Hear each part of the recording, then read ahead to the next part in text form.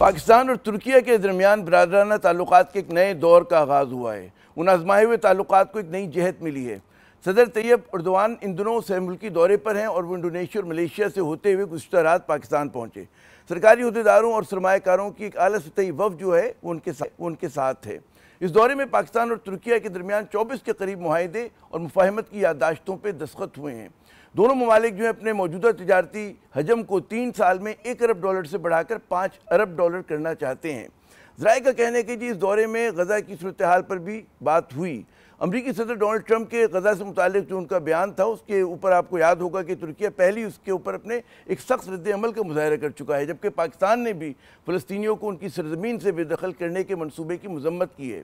یہ دورہ پاکستان اور ترکیہ کے تعلقات کے لیے کتنا اہم ہے اور علاقائی صورتحال پر اس کے کیا اثرات ہوں گے، اس کے لیے ہمارے ساتھ موجود ہیں عالمی امور کی ماہر اور سابق سفیر ڈاکٹر ملیحہ لودھی صاحبہ، جو اقوام متحدہ پاکستان کی خصوصی مندوب رہ چکی ہیں۔ بہت شکریہ ملیحہ صاحبہ اپنا قیمتی وقت دینے کا۔ یہ جو دورہ انڈونیشیا سے شروع ہو کر پاکستان پہ ختم ہو رہا ہے، کیا پیغام دے رہا ہے دونوں ملکوں کے لیے، کیا اس میں ہے؟ جی میرا خیال ہے اس کی اہمیت اس چیز میں ہے کہ یہ 5 سال میں یہ پہلی دفعہ ہے کہ صدر اردوان پاکستان تشریف لائے ہیں۔ پچھلے چند سالوں میں کافی کوشش ہو رہی تھی کہ وہ ایک آفیشیل وزٹ پہ آئیں، لیکن اب انہوں نے یہی فیصلہ کیا کہ جو باقی ملک جہاں گئے ہیں وہ ساؤتھ ایسٹ ایشیا، اس کے بعد پاکستان بھی آئے ہیں، تو ہاں اس کی اہمیت ضرور ہے۔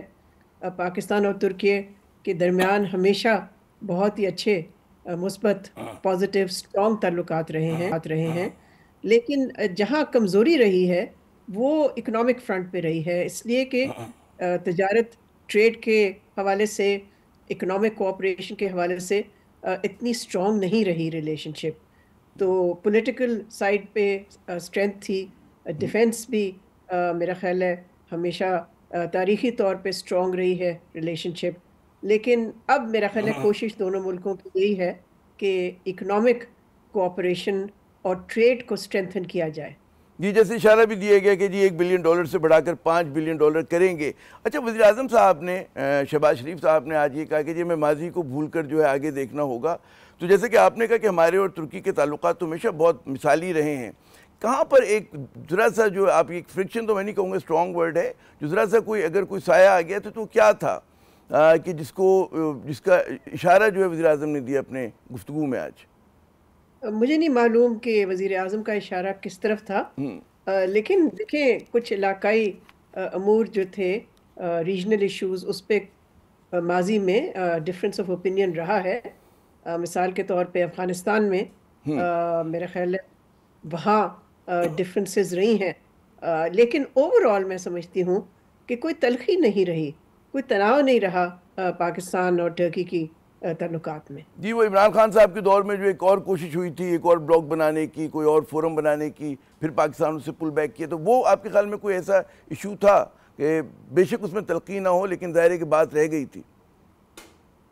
ہاں میرا خیال ہے ملک سمجھ جاتے ہیں کہ جب ایک چیز نہیں ممکن ہوتی، اور میں نہیں سمجھتی کہ اس سے کوئی سیٹ بیک کتنا بڑا ہوا۔ اسی طور پہ ضرور سیٹ بیک تو تھا تعلقات کے لیے، بیکاز سڈنلی وہ فیصلہ چینج ہوا سعودی عربیہ کے کہنے پہ، لیکن اس وقت تو میرا خیال ہے بہت ضروری ہے کہ پاکستان اور ٹرکی کے درمیان جو تعلقات ہیں ان کو اسٹرینتھن کیا جائے، مضبوط کیا جائے، اس لیے کہ ٹرکی خطے میں، یعنی کہ مڈل ایسٹ میں، مشرق وسطیٰ میں بہت ہی ایک اسٹرانگ پوزیشن ان کی اب ہے، اس حوالے سے کہ جو سیریا میں رجیم چینج ہوئی ہے، وہاں ظاہر ہے ٹرکی کا انفلوئنس جو ہے وہ بہت بڑھ گیا ہے۔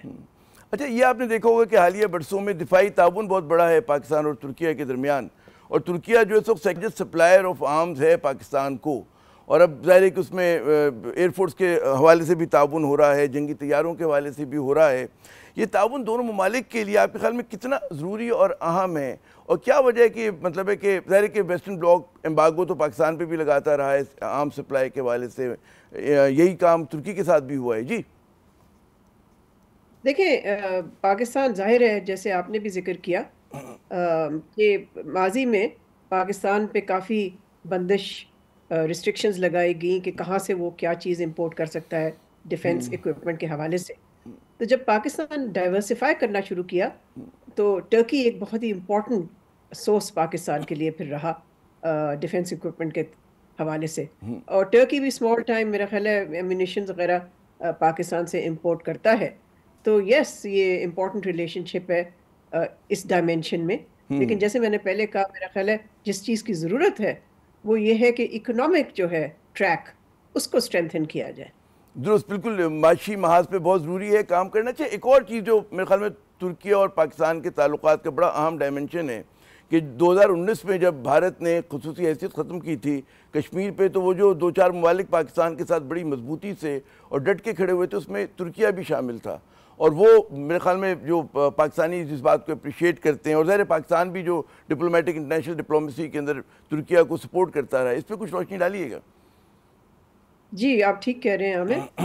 ٹرکی ہمیشہ پاکستان کی جو کشمیر پالیسی ہے، پاکستان کا جو اصولی موقف ہے کشمیر پہ، اس کی حمایت کرتا رہا ہے.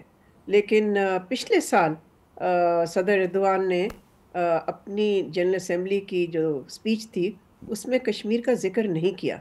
میں سمجھتی ہوں وہ پاکستان کی ایک کہہ سکتے ہیں سفارتی طور پہ ناکامی تھی کہ پاکستان نے زور نہیں دیا کہ یہ ضروری ہے کہ ہر سال وہ بلکہ مینشن کرتے تھے اپنی جنرل اسمبلی کی اسپیچ میں. مگر جب پچھلے سال انہوں نے نہیں کیا تو اس وقت بھی کافی کرٹیسزم ہوئی پاکستان کے حوالے سے کہ پاکستان کی فارن آفس، پاکستان کی جو سفارتی کوششیں تھیں، وہ لگتا ہے کہ پاکستان ڈسٹریکٹڈ تھا یا پاکستان کی حکومت ڈسٹریکٹڈ تھی.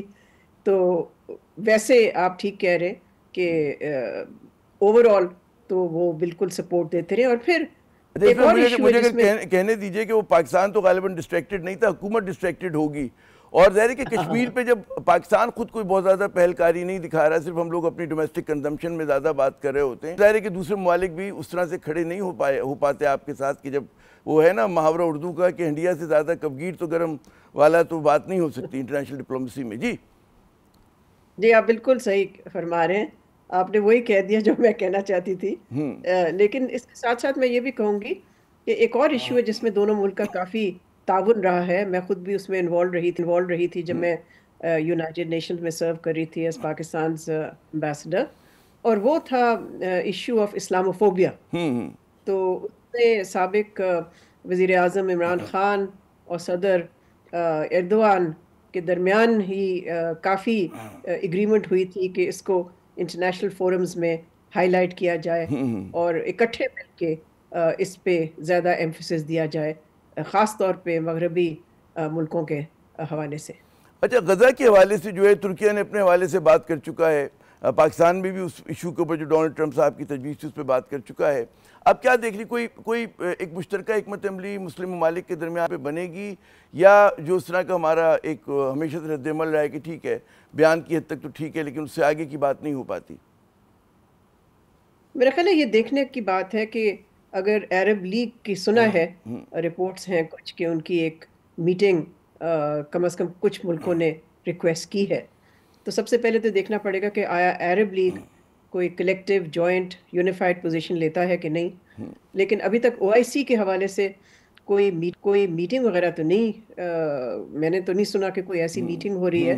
لیکن ضرورت اس بات کی ہے کہ کم از کم منسٹریل لیول پہ کوئی نہ کوئی انٹریکشن ہونا چاہیے اسلامی دنیا، اسلامی ممالک کے درمیان، تاکہ ٹرمپ انتظامیہ کو پتہ چلے کہ مسلم کنٹریز جو ہیں وہ یونائٹڈ ہیں اور کلیکٹیولی اس آؤٹریجس اور ریڈیکولس پروپوزل کو ریجیکٹ کر رہی ہیں. درست. اچھا یہ بتائیے کہ ایسے موقع پہ کہ بڑا اہم سرکاری دورہ ہو رہا ہے پاکستان میں، لیکن ہماری جو سیاست کے انداز ہیں وہ اسی طرح کے ہیں جو پاکستان کی سیاست میں انتشار ہے، جو ایک محاذ آرائی کی کیفیت ہے، یہ کتنا اثر انداز ہوتی ہے جو ظاہر ہے کہ بین الاقوامی تعلقات پر بھی ہمارے، اور جو ہماری کوششیں ہیں پاکستان کی کہ سرمایہ کاری آئے اور ہم دکھائیں کہ جی پاکستان کا ماحول گڈ فار مطلب ہے انویسٹمنٹ، کنڈیوسو ہے ہمارا ماحول، کتنا متاثر ہوتا ہے یہ؟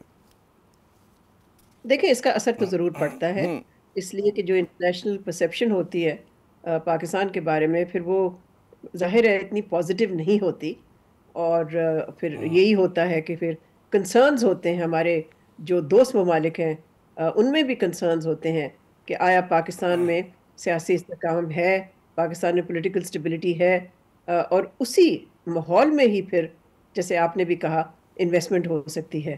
اگر پولیٹیکل سٹیبلٹی ہو ہی نہ اور پولیٹیکل انسرٹنٹی ہو، بے یقینی ہو، تو پھر ظاہر ہے اس سے انٹرنیشنل کمیونٹی افیکٹ ہوتی ہے، یعنی کہ ان کے ویوز افیکٹ ہوتے ہیں پاکستان کے بارے میں. اور پھر انویسٹمنٹ ویسے ہی آپ کو پتہ ہے اس وقت F D I is at all time low, درست. بہت ہی یعنی بہت ہی اٹ ہیز ریلی فالن. تو اب وہ اس کی وجوہات بھی تو ہمیں تلاش کرنی چاہیے، جس میں ایک وجہ یہ ضرور ہے لیک آف پولیٹیکل سٹیبلٹی، اور جو جی، ہمارے گھر پہ جو لڑائی جھگڑے ہیں. اس ملک کا سیاسی عدم استحکام. بہت بہت شکریہ ملیحہ صاحبہ، آپ نے اپنا قیمتی وقت دیا. ناظرین، بیرونی سرمایہ کاری بہت ضروری ہے، لیکن بیرونی سرمایہ کاری سے پہلے جو ہمارا مقامی سرمایہ کار ہے اس کا پیسہ لگانا بہت ضروری ہے. اور اس کے لیے ظاہر ہے جیسے ملیحہ لودھی صاحب اور کسی بھی آپ ایکسپرٹ سے اگر بات کریں یا اس شخص سے کہ جو پاکستان کا درد دل میں رکھتا ہے، وہ یہی کہے گا کہ جب تک سیاسی استحکام نہیں ہوگا ہم جو ہے خارجہ محاذ پر، معاشی محاذ پر وہ کارنامے انجام نہیں دے پائیں گے جس کی ہمارے دل میں خواہش ہے.